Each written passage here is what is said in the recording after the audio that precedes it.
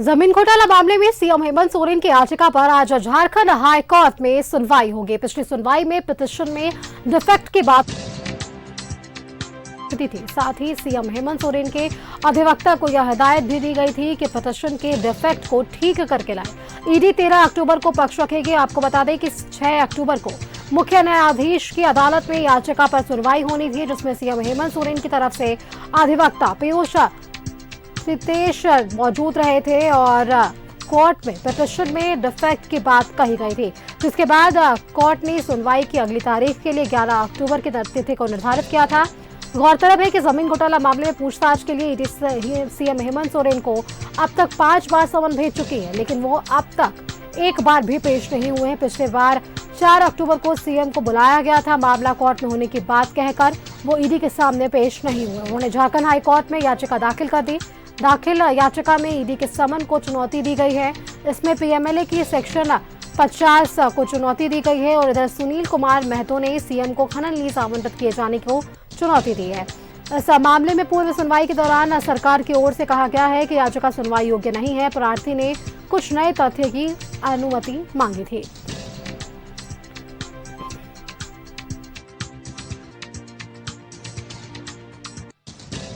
सुनवाई है 2 मामलों में, हाई कोर्ट में और झारखंड हाई कोर्ट में याचिका दायर की थी मुख्यमंत्री हेमंत सोरेन, जहां उन्होंने ईडी के समन को चुनौती दी थी।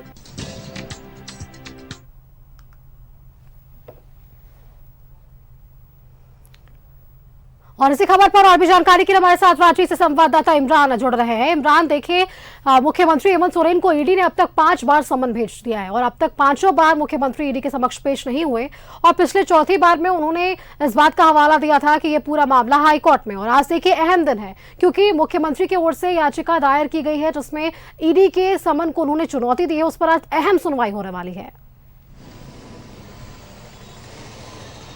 देखिए, बिल्कुल सुष्मिता, जिस तरह से आज ईडी के द्वारा पिछले 5 बार जो सीएम हेमंत सोरेन को सम्मन जारी किए गए थे, उसके खिलाफ CM Hemant Soren Jharkhand high court का रुख अख्तियार करते हैं। झारखंड हाई कोर्ट के रुख के बाद इस पूरे मामले को लेकर के जिस तरह से सुनवाई जब आज शुरू होगी, झारखंड हाई कोर्ट के चीफ जस्टिस और आनंद जो जस्टिस हैं, उनके बेंच में इस पूरे मामले की जब सुनवाई होगी तो कहीं ना कहीं इस पूरे मामले में जो आज खास इसलिए भी अहम माना जा रहा है क्योंकि आज सीएम हेमंत सोरेन की तरफ से वरिष्ठ अधिवक्ता जो है कपिल सिब्बल वीडियो कॉन्फ्रेंसिंग के जरिए सीएम हेमंत सोरेन का पक्ष रखेंगे और इस पूरे मामले में सुनवाई जो है कोर्ट में शुरू की जाएगी। लेकिन जिस तरह से 5 सम्मन जारी किए गए थे, 5 सम्मन जारी करने के बाद इस पूरे मामले पर जो चीजें अब तक सामने आ पाई है, क्योंकि हेमंत सोरेन को जब बैक टू बैक सम्मन जारी किए जा रहे थे तो उसके बाद हेमंत सोरेन ने इस पूरे मामले को सुप्रीम कोर्ट में चुनौती दी थी और सुप्रीम कोर्ट ने जब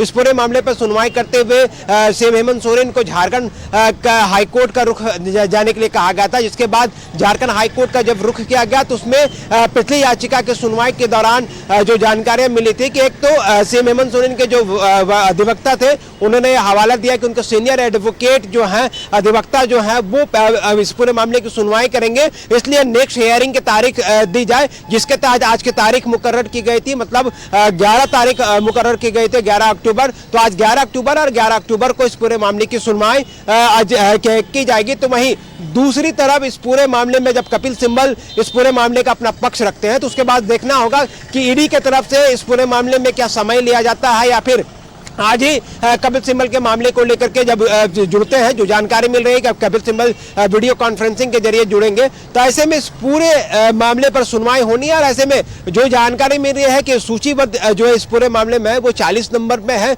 इस पूरे मामले की सुनवाई होनी है। तो इस सुनवाई के बाद क्या कुछ कोर्ट का रुख होता है ये देखने वाली बात होगी। लेकिन पूरी तरीके से आज का यह पूरा मामला जो है बेहद खास है, क्योंकि आज की सुनवाई के बाद ही इस पूरे मामले पर जो है हेमंत सोरेन की तरफ से अपने पक्ष को रखा जाएगा, क्योंकि औपचारिक रूप से एक तरह से कहें तो आज इस पूरे मामले की सुनवाई होगी। जो कि पिछले जो सुनवाई हुई थी वो आंशिक रूप से सुनवाई हुई थी और कुछ ही मिनटों में डिफेक्टिव होने की वजह से जो याचिकाकर्ता की तरफ से उसे निर्देश दिया गया था याचिकाकर्ता को कि वो डिफेक्ट को दूर करे और उसके तरफ से जो अधिवक्ता जुड़ेंगे या जो मौजूद रहेंगे वो जब नेक्स्ट हियरिंग होगी, मतलब आज की तारीख, उस दिन हाजिर होंगे या उस दिन अपने पक्ष को रखा जाएगा। तो आज सीएम की तरफ से जो जानकारी मिल रही है कि कपिल सिब्बल अपना पक्ष रखेंगे, तो वहीं ईडी की तरफ से भी देखना होगा कि सुनवाई के बाद क्या कुछ रुख होता है।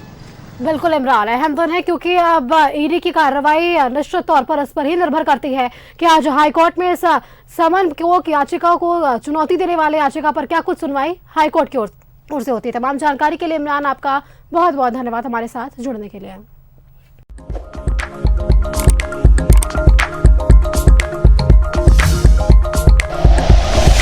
Like and share videos, subscribe करें हमारा चैनल और प्रेस करें बेल आइकॉन। न्यूज़ 11 भारत, सच है तो दिखेगा।